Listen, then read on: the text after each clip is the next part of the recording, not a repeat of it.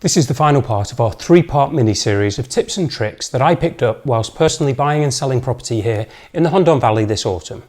Now in episode number 96 we covered the selling experience, in 97 it was the purchasing experience, and so to complete the series of three, in this episode number 98 we're going to talk about the tips and tricks we picked up during the move itself. So hopefully this is going to benefit you and it will be applicable to you if you're buying or selling here in the future. So welcome to episode number 98 of 2 Minute Tuesday with Hundon Valley Homes.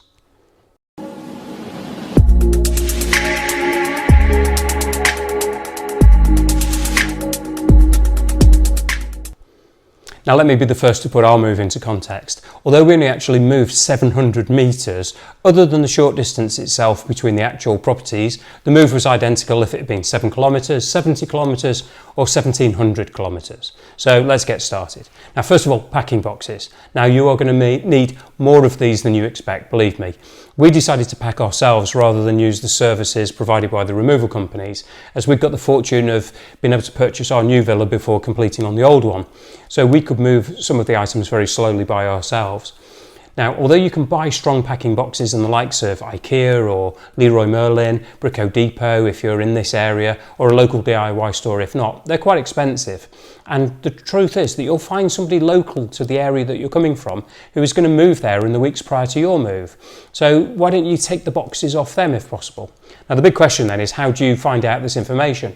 Well, if you ask the local estate agents, after all, they should know the ins and outs of people who are moving to the area.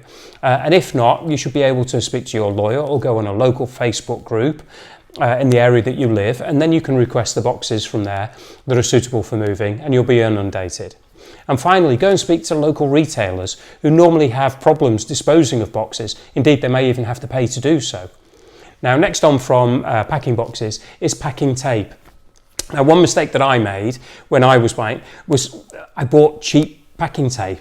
I spent the whole part of one evening taping up boxes to make them strong and rigid, sturdy, and the following morning I came down to find all the cheap tape had peeled off. So if you're buying packing tape, only buy it once and buy a good brand.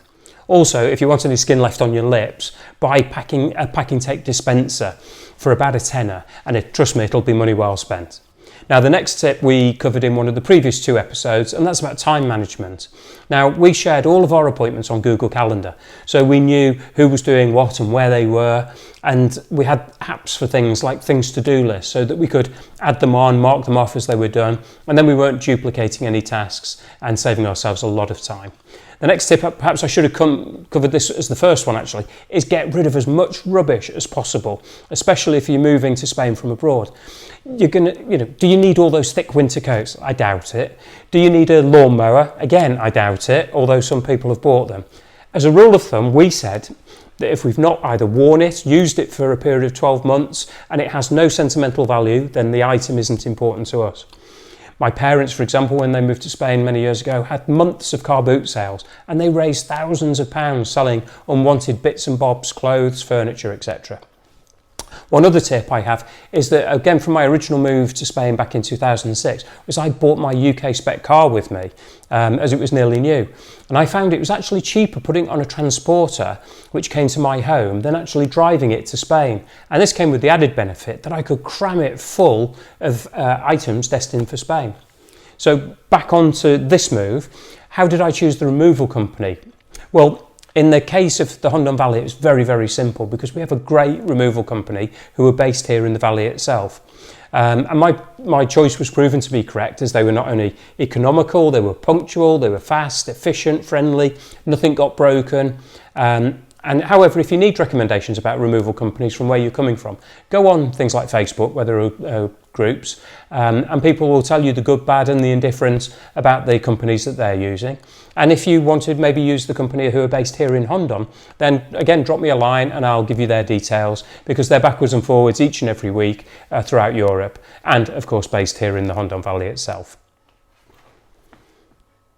And that, I think, is that. It basically wraps up this three-part little mini-series that we've done on the buying, selling and removals.